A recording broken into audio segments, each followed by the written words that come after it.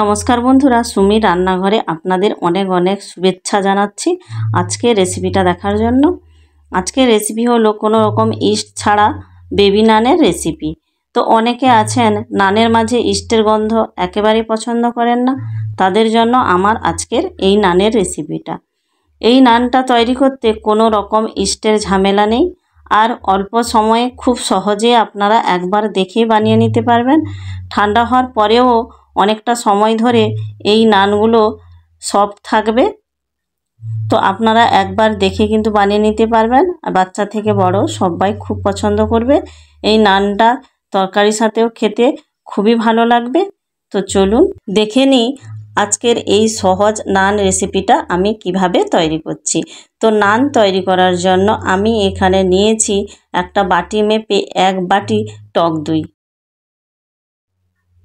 এরপরে দিয়ে দেব হাফ চামচ লবণ, আর দিয়ে দেব 2 টেবিল চামচ চিনি।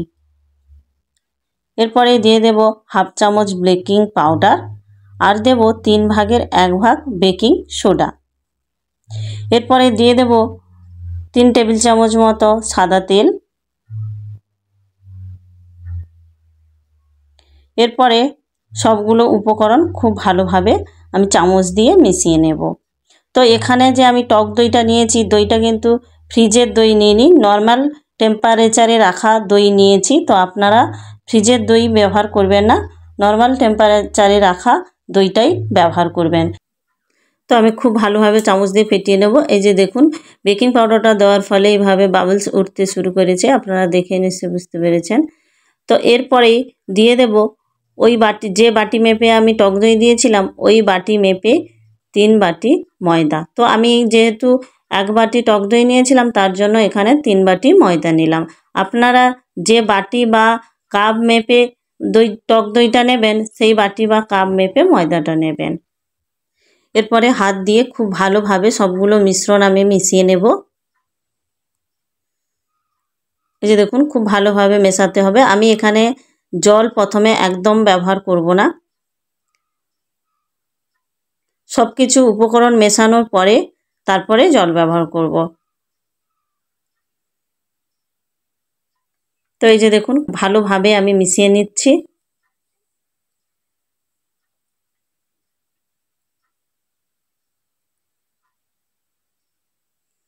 তো এইভাবে আমি খুব ভালোভাবে মিশিয়ে এই রকম একটা ডো তৈরি করে নিয়েছি। এই যে দেখুন, ডোটা খুব শক্ত হয়নি, পাতলা আছে। তো আমার এখানে একদম জল লাগলো না। আপনাদের যদি ডোটা মনে হয় শক্ত, তাহলে আপনারা এখানে উষ্ণ গরম জল অ্যাড করতে পারেন। তো ডোটা একদম শক্ত করবেন না, এই রকম একটু পাতলা থাকবে, এইভাবে ডোটা রেডি করে নেবেন। এরপরে আমি হাতে সামান্য সাদা তেল নিয়ে নিলাম, নিয়ে ডোটায় ভালোভাবে মাখিয়ে দিলাম। সাদা তেলটা নিলাম কারণ হাতেও ময়দাটা লেগে যাবে না, আর যে পাত্রে যে মাখাচ্ছি ওই পাত্রেও লেগে থাকবে না, ডোটা খুব সফটভাবে তৈরি হয়ে যাবে। তো এরপরে আমি এখানে 30 থেকে 45 মিনিট ঢাকা দিয়ে রেখে দেব রেস্টে। তো 30 থেকে 45 মিনিট পরে ঢাকা খুলে দেখে নেব। তো এই যে দেখুন, যেহেতু আমি এখানে একদম ইস্টের ব্যবহার করিনি, তার জন্য এখানে ডোটা ফুললো না। তো না ফুললে কি হয়েছে, এখানে ডোটা কিন্তু খুব সফট হয়েছে। দেখুন, আমি আঙুল দিয়ে এইভাবে চেপে দেখাচ্ছি, দেখুন কতটা সফট হয়েছে। তো এরপরে আবারও আমি 10 মিনিট মতো খুব ভালোভাবে আমি ময়দাটা মেখে নেব।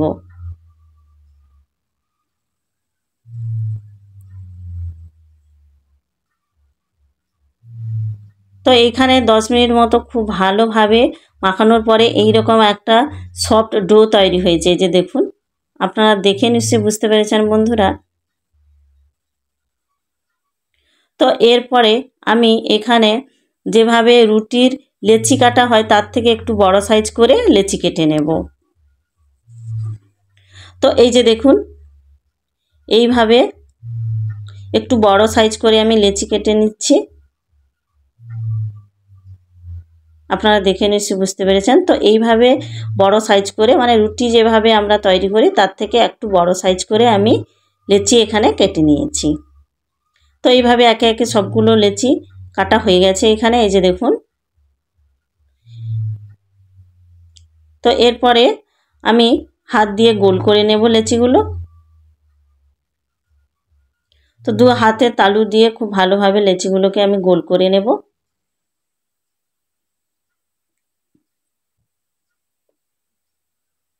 এই যে দেখুন এইভাবে গোল করে নিয়েছি। তো এইভাবে একে একে আমি সবগুলো লেচি গোল করে নেব।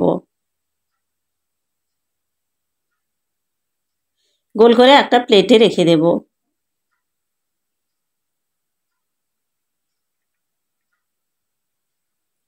তো এই যে দেখুন সবগুলো লেচি আমার গোল হয়ে গেছে।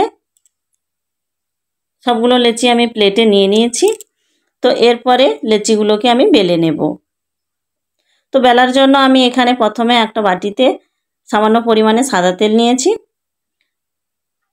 তো আমি এখানে তেল দিয়ে লেচিগুলো বেলে নেব। তো আপনারা চাইলে ময়দা দিয়েও লেচিগুলো বেলে নিতে পারেন, আপনাদের যেটা সুবিধা হবে।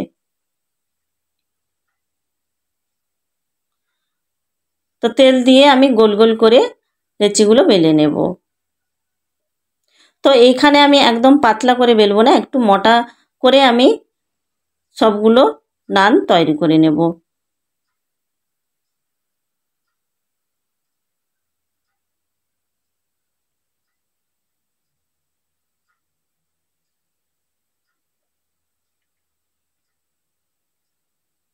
এই যে দেখুন এইভাবে মোটা করে সবগুলো লেচি বেলে নিতে হবে।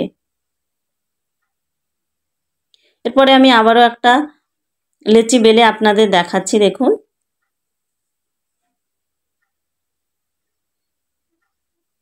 তো এখানে খেয়াল করে আপনারা লেচিটা বেলবেন। তো একদম কিন্তু পাতলা করে বেলবেন না। তো আমি কিভাবে বেলছি আপনারা দেখে নিশ্চয়ই বুঝতে পেরেছেন। তো এইভাবে মোটা করে আপনারা বেলে নেবেন। তো আমিও এইভাবে মোটা শেপ করে সবগুলো বেলে নেব। এরপরে ভাজার জন্য আমি এখানে গ্যাসে বসিয়ে দিয়েছি প্যান, একটা নান দিয়ে দিলাম। তো দিয়ে ভালো করে দু পাশ উল্টে আমি ভেজে নেব। এরপরে খুন্তি দিয়ে এইভাবে একটু চেপে চেপে নেব। এইভাবে দু পাশ উল্টে পাল্টে আমি একটু ভেজে নেব।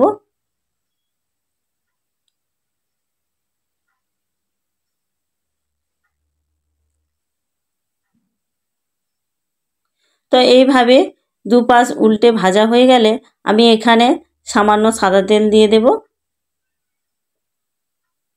এই যে দেখুন সাদা তেল চারিদিকে ছড়িয়ে দিলাম। এখানে আমি 2 টেবিল চামচ সাদা তেল দিলাম। আপনারা চাইলে এখানে ব্রাশ দিয়েও ব্রাশ করে নিতে পারেন সাদা তেলটা নানগুলোর ওপরে। তো এরপরে আমি খুন্তি দিয়ে একটু চেপে চেপে দেব। এই যে দেখুন কিভাবে ফুলতে শুরু করেছে নানগুলো। তো এখানে গ্যাসের আঁচটা কিন্তু একদম লো টু মিডিয়ামে রেখে এই নানগুলো ভেজে নিতে হবে।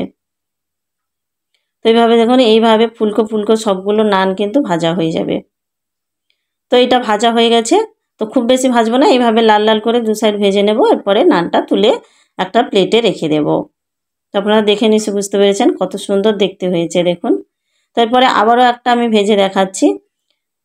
তো এখানে দেখুন আমি কিন্তু এখানে একদম তেল দিইনি, তা সত্ত্বেও প্যানে এইভাবে নানগুলো ফুলে উঠেছে। যে দেখুন আপনারা যদি মনে করেন যে তেল দিয়ে নানগুলো ভাজবেন তো ভেজে নিতে পারেন, না হলে এমনি এমনি প্যানেই এইরকম ফুলো ফুলো নান তৈরি হয়ে যাবে। তো এখানে কিন্তু আমি একদম তেল দিইনি, তা সত্ত্বেও এই যে দেখুন এইভাবে ফুলে উঠেছে। তো আপনারা তেল না দিয়েও এই নানগুলো এইভাবে ভেজে নিতে পারেন। তো আমি এখানে তেল দিয়ে ভাজছি। তো এখানে দিয়ে দিলাম 2 টেবিল চামচ সাদা তেল, দিয়ে খুব ভালোভাবে দুপাশ লাল করে ভেজে তুলে নেব।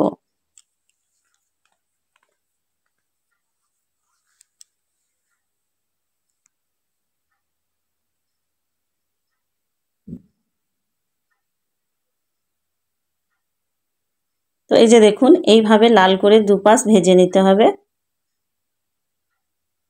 তো দেখুন ইস্ট ছাড়া কিভাবে নানগুলো আমি রেডি করে নিলাম আপনারা দেখে নিশ্চয়ই বুঝতে পেরেছেন। খুব সহজে আপনারা একবার দেখেই কিন্তু বাড়িতে তৈরি করে নিতে পারবেন।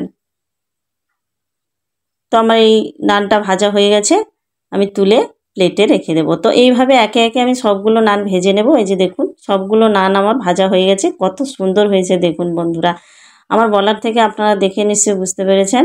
তো একবার হলেও আপনারা এই নান রেসিপিটা ইস্ট ছাড়া খুব সহজেই কিন্তু বানিয়ে নিতে পারবেন। আর বাচ্চা থেকে বড় সবাই কিন্তু খুব পছন্দ করবে এই রেসিপিটা। এই যে দেখুন আমি হাত দিয়ে এইভাবে মুঠো করে দেখাচ্ছি আপনাদের, দেখুন কতটা সফট হয়েছে নানটা।